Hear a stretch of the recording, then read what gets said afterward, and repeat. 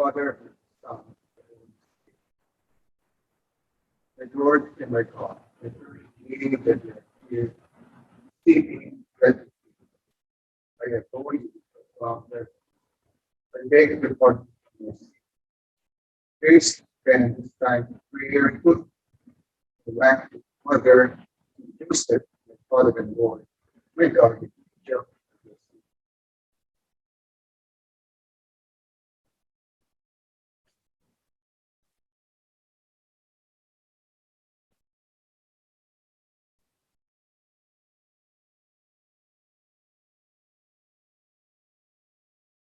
In the Holy Read, there are many examples of how the Almighty God called specific individuals for certain needs. For this time of prayer, I would like to recall the vocation of Samuel. This man was the fruit of the prayer of Hannah, but no child before Samuel. Eli witnessed this event in the temple.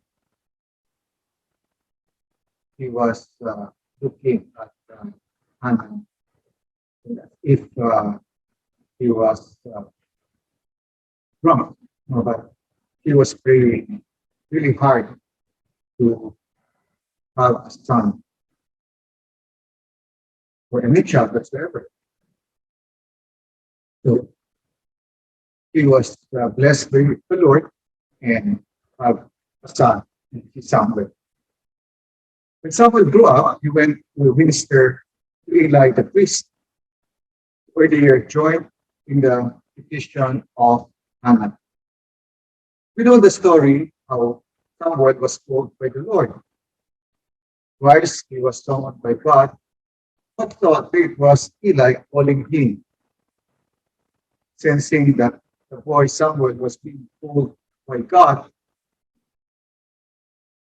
advised him to address the Lord reverently, for his servant was listening.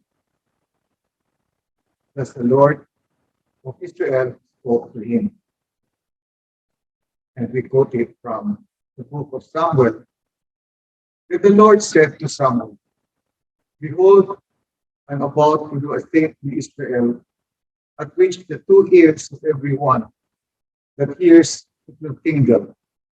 That day I will fulfill against Eli all that I have spoken concerning his house from beginning to end. And I tell you that I'm about to punish his house forever for the iniquity which he knew, because his sons were blaspheming God, and he did not restrain them. Therefore I swear to the house of Eli that the iniquity of Eli's house shall not be expiated by sacrifice and offering forever. Samuel lay until morning, that he opened the doors of the house of the Lord. But there's something more.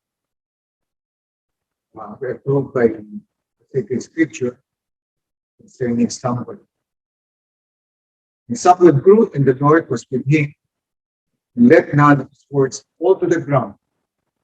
And all Israel from Dan to Beersheba knew that Samuel was established as a prophet of the Lord. The Lord appeared again at Shiloh. The Lord revealed himself to Samuel at Shiloh with the word of God. Here we see our Lord manifested to Samuel. God calls anyone at any time. In the Gospels, Jesus chose his apostles after his long prayer on the mountain. St. Matthias portrayed the apostolic courage to luxury. The apostles prayed to single out the deacons. God dramatically told Saul to pray to the master for how he tackled Saul was forced, and then spoke to him with light. Hear anything, but there was great light that they observed. Throughout the history, our Lord used various means to select his chosen ones. In this month of October, we have the feast days of Saint Teresa of Lisieux, October 1, and Saint Teresa of Avila, October 15. Also, for this same month, among others, we have Saint Francis of Assisi, Saint Faustina, and Saint John Paul II. Their circumstances were very diverse from one another. God called them from distinct occasions for various reasons. The need for each one could be related to the situation of the church and the world. I remember somebody was saying, maybe the world needed somebody to remind them about detachment and poverty. So he sent Saint Francis of Assisi, and then lately, with the situation of the world, God wanted somebody like Saint John. We also take note that Opus Dei was founded on October 2, 1938. And close to this date is the conversation with founder, Saint Jose Maria Escriva, October 6, 2002. We know that Opus Dei is basically with the sanctity of the lay people. Previously, we cited saints who were mostly religious, except Saint John Paul II. Now, with the coming into the world of Opus Dei, we renew the old idea of the universal call to sanctity, like the first Christians. Opus Dei is telling everyone to stay where they are and find God in their place. The path of sanctity is in the middle of the world. The faithful of Opus Dei, or familiarly called the work, find their vocation through multiple means. Nonetheless, I think that their occupation or work has been instrumental in finding what God wanted them to do in this world. In my case, I met the work in college through a summer enrichment course. Many others were invited by their colleagues at work to the activities of Opus Dei. Friends and relatives were also influenced or also influential in their contact with the work. They could have attended activities that might not be strictly formative. There could be a social work, family-oriented activities, or any human interest. With the voice maybe basketball, football, spiritual, for the women, maybe in class, or something uh, more go to the women, something that would interest them more. Some people were introduced to the work through some reading material of this item. Many of them were favorable to the work, but some would have been antagonistic. In that case, maybe they started what is they meet somebody or he or she will start to ask this. So in searching the truth, people realize the beauty of the work. Any negative thing would lead us to something positive. However, not all the people who receive information of faith end up joining because it's a vocation. It's a calling from God. They might love whatever Opus Dei is offering to them, but they will say, this is not for me. Yeah, health, but I think it's not. I appreciate. I mean, it's not beautiful, yes, but it's for some other people. I remember I was guiding a female teacher who was operator of faith. At the same time, she said that she wanted to try also a search-in seminar for a religious order. I did not object. Later on, when she was more serious about it, I advised her to prepare the life instead upon death, but in my own interpretation. I really didn't know what it meant to be in that order. I just said, okay, do the sacrifices, this is what one of I read, there's some people, we do this, okay, we, uh, faithfully follow, for example, the abstinence Friday. Maybe add another day, and then do other sacrifices. So not everybody who comes to this day is invited or is a active member, member dealing with that classmate and other. And it just went on. No? So mostly wanted to study, like activities. Another one who was from the same school, but a different course, I also invited him. He appreciated it, but only up to one. Now we come to education talk. And we have to underline this idea. There's only one vocation in Augustine, which is sanctity in the middle of the world. Others, they want Christians be in a convent or in a monastery or the desert or in the forest or what have you. When in Augustine, it is to be in the middle of the world. You seek God wherever you are. Now, let's make this distinction also. There is a differentiation in the commitment given the circumstances of each one. So let me explain it further. Among these members are the numeraries who are celibate and ordinarily being the center of the faith. They give up many things to be fully available for the formation of the other members. So their sanctity is to be a celibate, to be single, and to live in the center most of the time.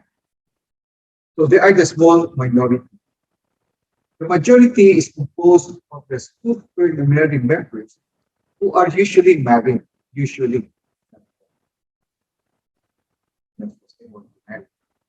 But you cannot force him or her to take the center. He wants to follow the way of faith. They don't be in the center, but either the supernumerary, the family, or alone, whatever is called for. As we said earlier, there's only one vocation. Hence, in this count, their calling is the same. That is to be saints, no less. No less. Everybody. Maybe not all of us, members, faithful of the prelature, would be listed in the litany of saints. But hopefully everyone will be there in heaven because that's really the place for saints.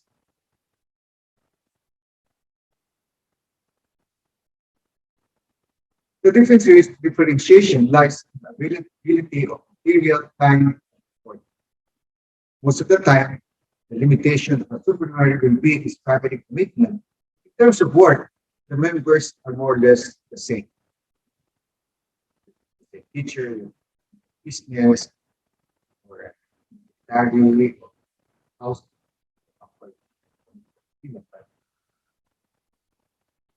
basically the same. Of course, we input total availability of the numerary. Most probably, a numerary would not be or would not like to be assigned to the North Pole for a long period of time. He or she could be assigned. And because of the expectations of the numerary, his rates of work would be limited compared to a supernumerary. the spectrum of work possibilities for a supernumerary is almost limitless. Say from a space scientist to a factory worker, somewhat related to it, the width and depth of the apostolate into the work and social structures present in the world. Not that we want to limit the possibilities of miracles, but it's just that because of, as you were saying, that somehow there's some limitation of miracle because of the commitment of the miracle to give himself or herself for the formation of the argument. So to be available. Now, a core element in the apostolate of the supernumerary is the family. In the first place, immediate recipient is his own family, and the families of his friends and relatives. His desire and effort for sanctity largely affects, especially at home and in the office. The life and odor of Christ exude naturally due to his presence and action. Simply means that the Spirit of Christ penetrates the part of the world where he lives in. At this point, it's interesting to take example of Francisca Ita Alvira, who together with her husband is a candidate for sainthood. Tomas and Paquita Alvira were a couple who belonged to Opus Dei. All of their children are numerary members that we celebrate. Among the children is a priest whom I coincided with in Rome. In fact, he's a junior, also Mas, Thomas. Thomas was one of the first supernumerary of Opus Dei. He was in touch with Saint Maria before the Spanish Civil War. He, together with Saint Jose Maria, crossed the Pyrenees during the Civil War to go to the national side. At the end of the war, he married his girlfriend, Paquita. It took some years before Paquita joined the faith because she couldn't manage her time well, taking care of the children, and other household chores. Later, she realized that it was a matter of time management. He discovered that everything could be offered to God. The vocation of Opus Dei was not compartmentalized, and for the norms, another time for the children, and another for specific times for the jobs at home. She saw that all the time was for God. There was no conflict. One had to manage things well based on charity. It would mean giving the best to God. At times, we give more time to the children, to the husband, or to the work because they needed to feed her children, or other things. So, in other words, there has to be the unity of life. So let us read something about their biography. It's a book for Thomas and Paquita. It goes this way. However, despite her being or her keen desire to become closer to God, she couldn't see where she could find more time for him.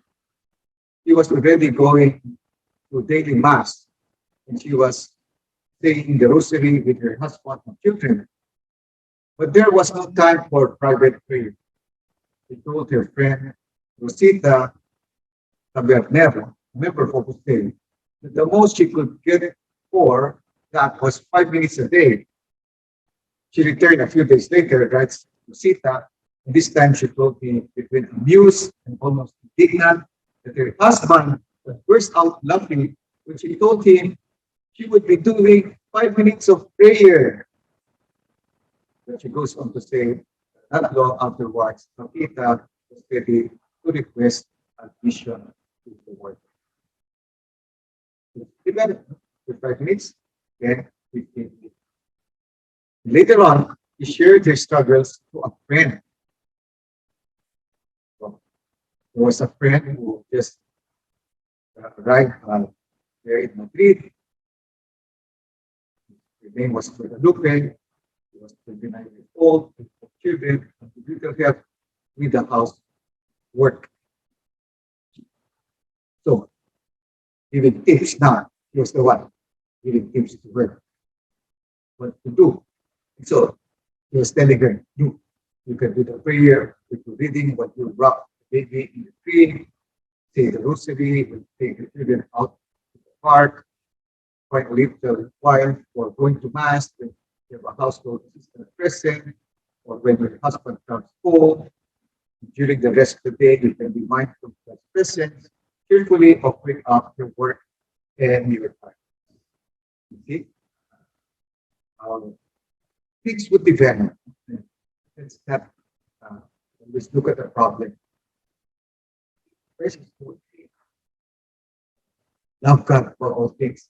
And the solution will come out eventually. On October 28, 2020, the President of Spain wrote a letter, a letter. And there's an awesome statement about the supernumeraries. Take note. No? It says, to be a supernumerary is a great grace from God. To be a supernumerary is a great grace from God. I think I would like to repeat that. And then the letter continues. It is God who gives the grace. A great grace, to Jose Maria, that of the vocation to the work. For supernumeraries, this vocation is a special help for them to travel along their own path of sanctification. The path marked out by baptism, in most cases, with the reception of the sacrament of matrimony in the formation of a family. The goal presupposes a choice, as I wrote earlier. It is directed to a mission, to be and to do opposite in the church. The instruction on the Saint Gabriel work, referring to supernumeraries, Saint Jose Maria wrote, I see how this great thing of men and women in action. Each one conscious of having been chosen by God to achieve holiness in the middle of society, precisely where he or she is, with a solid and learned piety, striving to fulfill joyfully the duty of every moment, although it requires an effort. So let us never see our vocation as a set of demands, of obligations, although it has that, of course, but above all, as a choice made by God, a great gift from God. It's a great help, great grace to make us whole. So lay down a bit, all those applications. There are applications of love. I think I have read quotation of Saint Therese about partial sanctity, meaning to say that in the final analysis, there's no party say, party not, or to say that either one is in heaven or in hell. And we know that purgatory is temporal. We have not fully paid the temporal comes into earth, and place of purification, purgatory neither. But after the final judgment, it is eternal happiness or eternal damnation. We apply this to the faithful of the faith, being numerary or supernumerary, as we would say. Sanctity is the same for all the faithful of the faith. On the other hand, the occasion of each limited according to his circumstances. A supernumerary is basically his family. There could be more because life is not linear or static. In the final analysis, each faithful would say, I am Opus Dei and I do Opus Dei. A ramification of this idea is found in one of the letters of the present day. He wrote, when Saint Jose Maria wrote that the converts dedicate themselves partially to the service of the work, he was referring to your actual availability for a specific apostolic undertaking, and not to your doing the work partially. Since I admit again, we carry out this task doing the work with our whole life. This is why our Father also wrote when speaking about Catholic Christian Mary's. This apostolate is not carried out in a sporadic or fortuitous way, but habitually and by rotation, so that it becomes a lifelong idea. God is coming on you to find out spontaneously and with initiative to bring the joy of the gospel. All kinds of people in your apostolic action, you have to take the initiative within the very wide margin indicated by Spirit to find the activities that best suit the circumstances, whether the place, the environment, and the time. Maybe if you are to observe, to get to know activities in supermarket, it's so different from what happened. I've been reading one of our magazines, and there people have different interests. My friend was just reading about Harvard in Ireland, then other one activity of reading something to the children or somebody who had a knack in singing and he went recording. We mentioned earlier that most of the supermarrieds are married. Hence, the first beneficiaries, the thirst for God, are the members of his family. One children. First living in his house.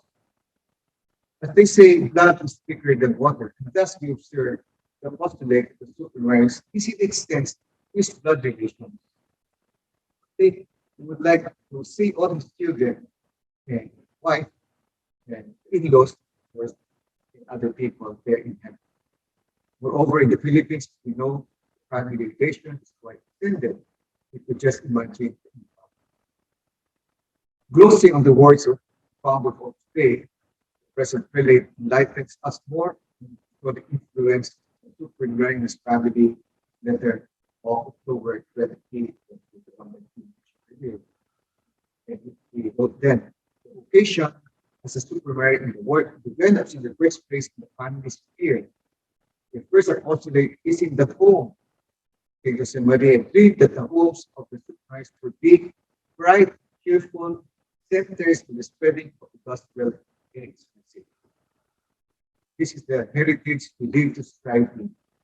His wife also wrote to you, formation that Opus Dei leads you to appreciate the beauty of the family, the supernatural work entailed in forming a family, and the want of sanctification that lies hidden in your conjugal duties.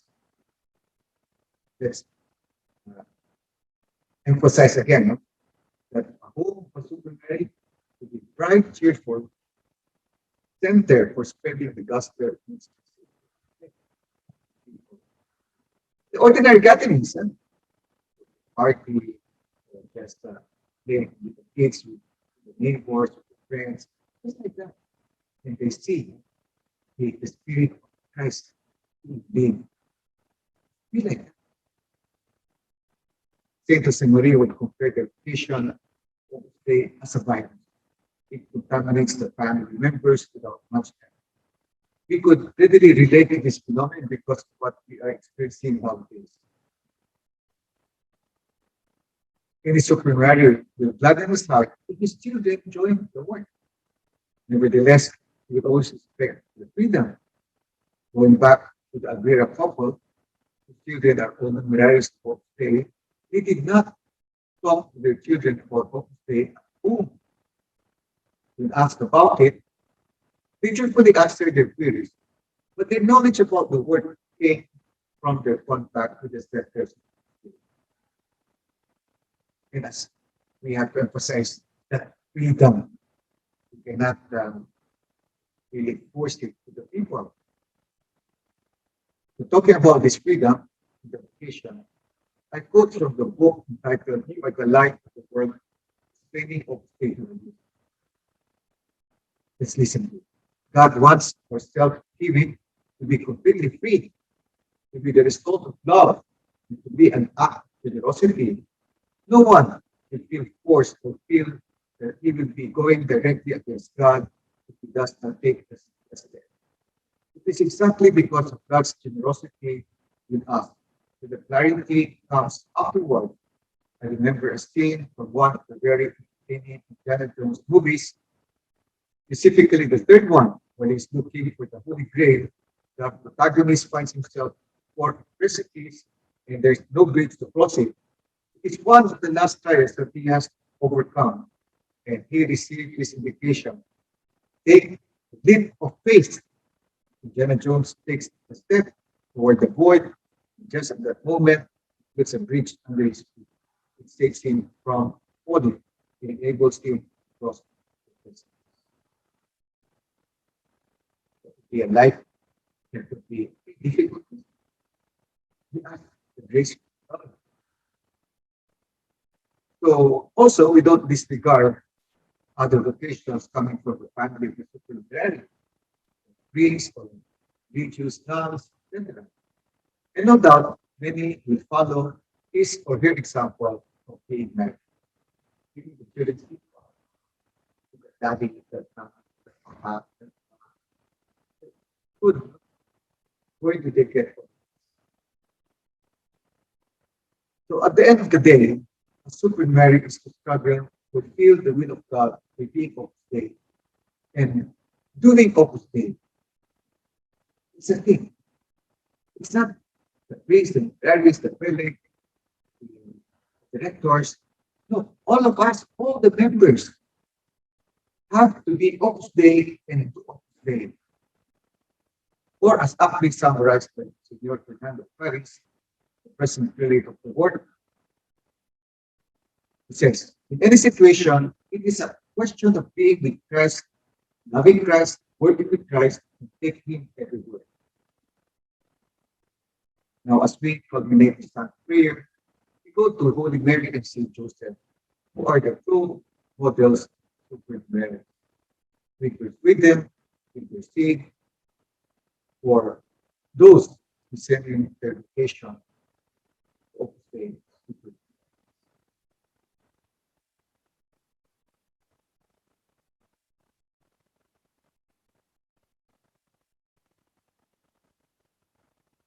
And thank you, my God, that you have pushed us, patience, and inspiration. Let me appreciate this vocation. Take your account for my death. In fact, Mother Joseph, Father of the Lord, my God,